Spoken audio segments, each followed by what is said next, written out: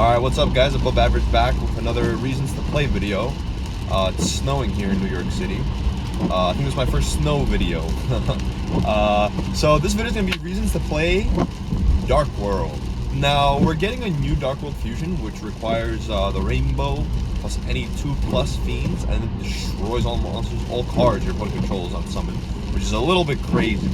But I want to talk about the deck a little bit, right? So when people now like go against Dark World, right away they think, oh, okay, post sighting, I'll put in my 3 drolls.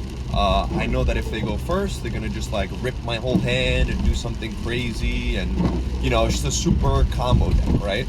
And you know, I agree, going second against Dark World is very scary, right? Like losing the dice roll to them and then having them reveal dangers, you know, summon Ceruli, you know, they start ripping cards from your hand. Well, they don't rip them, I think they do like put them back into the deck or something, right? With Silva. I think the deck is a little crazy, right? Especially if you lose the dice roll, and especially if we play Gen and Ken, right? Because, you know, a simple Gen, you can summon Ken to your board, they could draw 2, pitch 1, and get the added benefits of all the Dark World cards, which is a little crazy. It's a little crazy. Obviously, because of that, they could play Talents and Thrust, so it feels like even the worst player in the room could still beat the best player in the room, just because of the sheer power of all the cards that they played, right? And they could get lucky, of course, right? They could have the Gen, and then have the Thrust to get into Talents, and then, like, you know, it doesn't matter how good of a Yu-Gi-Oh player you are, if you're playing with 1 card in your hand, 2 cards in your hand, and your opponent still has like a full board, you know, your options are very limited. So I like how Dark World can take an average player or below average player, and you know, if you play your deck successfully, you could beat pro players. Like, you can beat way above average players. So I think it has that hidden benefit to the deck, right? That a lot of people don't notice. Now, although I do think that this format with Bonfire and Snake Eyes, you know, Droll is going to be in the format. Droll's going to be very good, and Droll always like pops up. And it tends to be the main weakness of Dark World, right? Especially if you play Dark Worlds, especially if you play Dangers, it can hurt, right? Because then, like, you won't draw off your effects, and you're kind of going minus, where Dark Worlds keep adding cards. But I want to, and I have a build, actually, maybe I'll make a video about it, just because I genuinely like the deck and the play style. But I would recommend playing Dark World in a not conventional way. And the not conventional way would be, well, the conventional way would be just how every single profile you watch online, if you just look at a Dark World deck profile, everyone pretty much plays the same cookie cutter list. But that cookie cutter list hasn't like really done anything crazy, right? It hasn't like done really well at a YCS or won like any big events, right? So maybe there's some more exploring to do, right? I think there is. I think the deck has a lot of good cards, a lot of great cards, but people tend to just build it the same. They tend to build it to lose to the same cards that it's always lost to, so people kind of know what to side against it. So in my build, or like in the build that I would recommend you guys trying out, is making a build that covers what you lose to. And what you lose to, and I think that's a good mindset to have when you're building your deck too, is Droll, right? Cards like Droll. So if you build your deck, let's say for example, you throw in 3 Skill Drain, right?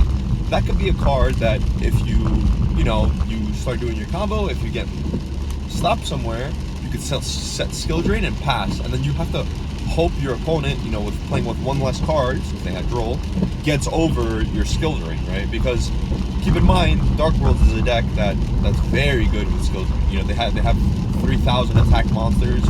You know, Grapha is 27. You play 3 Rainbows, which are, you know, 3k attack.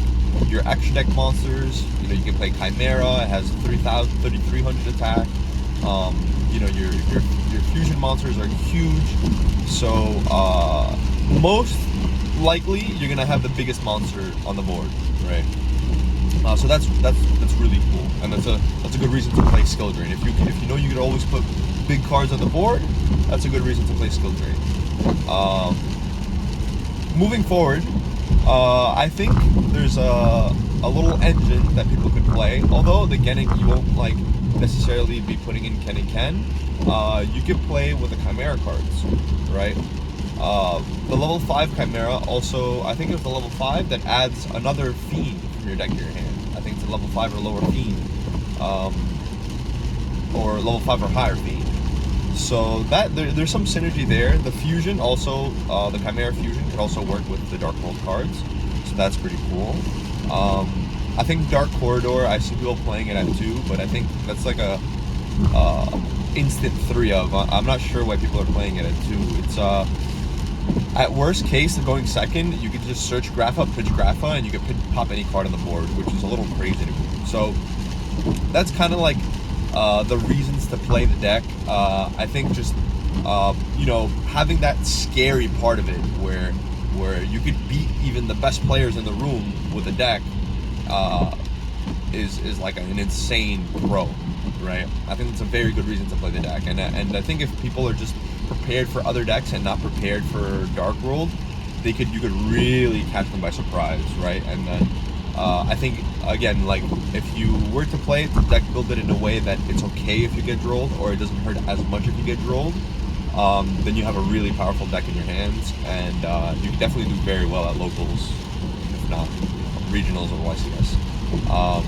Now with the new fusion card coming out, I think we could experiment with that a little bit. I think maybe the fusion spell now maybe even becomes a 2 of. But again, I think Dark World is that deck that is just not explored enough, but has that secret like power that that a deck needs to have to be a very, very successful deck. And I feel like a lot of players know this, but they don't want to admit it, right? Like, they know how scary it is to lose the dice roll to Dark World. But I want to note, last thing is, I feel like it's not the same as if you were to go against like a super glass cannon like Synchron deck, or some crazy pendulum combo deck, right? I feel like those decks play a lot of bricks and engine requirements and are very poor at going second if they lose the dice roll, as opposed to Dark World, which I would say it's actually very good going second. Like, you might think it's not good going second, but especially if you put in skill drain, but like Danger is going second very good, and maybe that's like, if the deck is not as strong going second, maybe that's something to keep in mind, right? Maybe we know that, okay, we need to bump up the going second a little bit, and we need to bump up the ability to play around droll. So if you start working with your utility cards, start working with your ratios, your side deck, you make plans for when you do get hit with droll, and when you do go second, you can have a very good deck. So that's it for this.